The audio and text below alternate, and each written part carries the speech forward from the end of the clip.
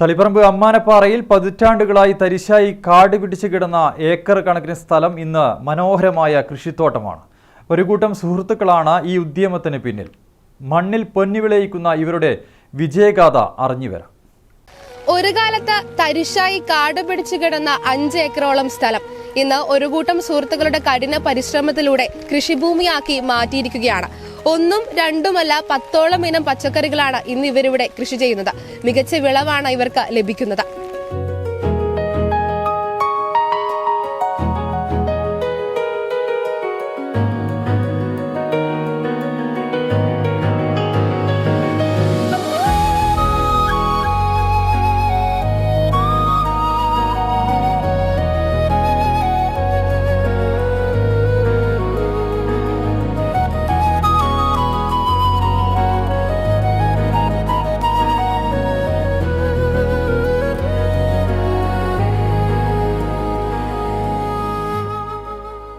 കഴിഞ്ഞ 3 പതിറ്റാണ്ടിലേറെ കാലം തരിശായി കിടന്ന 4.5 ഏക്കറിലെ മണ്ണിൽ പൊന്നു വിളയിക്കുകയാണ് ഇവർ.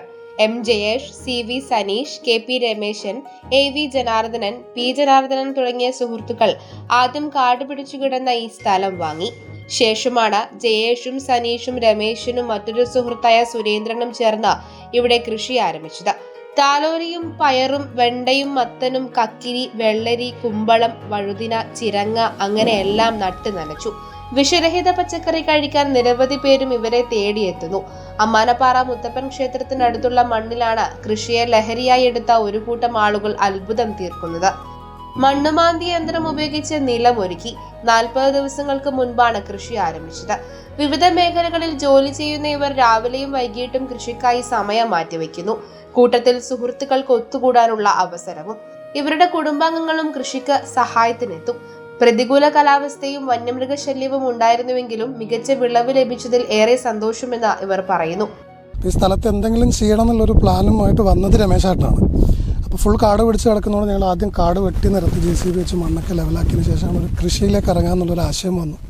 കൃഷി ഞങ്ങളെ സംബന്ധിച്ച് ഞങ്ങൾക്ക് കൃഷിയെപ്പറ്റി ABCD അറിയില്ല.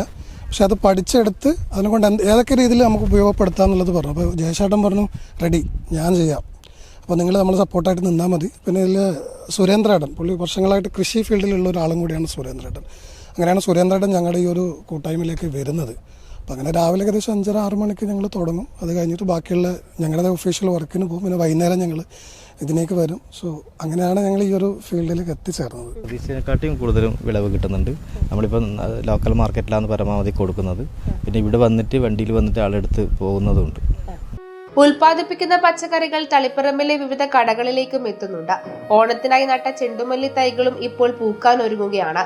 കൃഷിയെ ജീവിതത്തിന്റെ ഭാഗമാക്കിയ ഈ കൂട്ടായ്മ ഏവർക്കും പ്രചോദനവും മാതൃകയുമാണ്.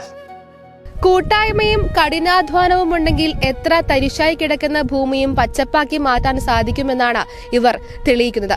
ഇത് ഏവർക്കും മാതൃകയാക്കാവുന്ന ഒരു കാര്യം കൂടിയാണ്. വിമൽ ചെടിച്ചേരിക്കൊപ്പം ഷരിമ രാജൻ, കണ്ണൂർ വിഷൻ.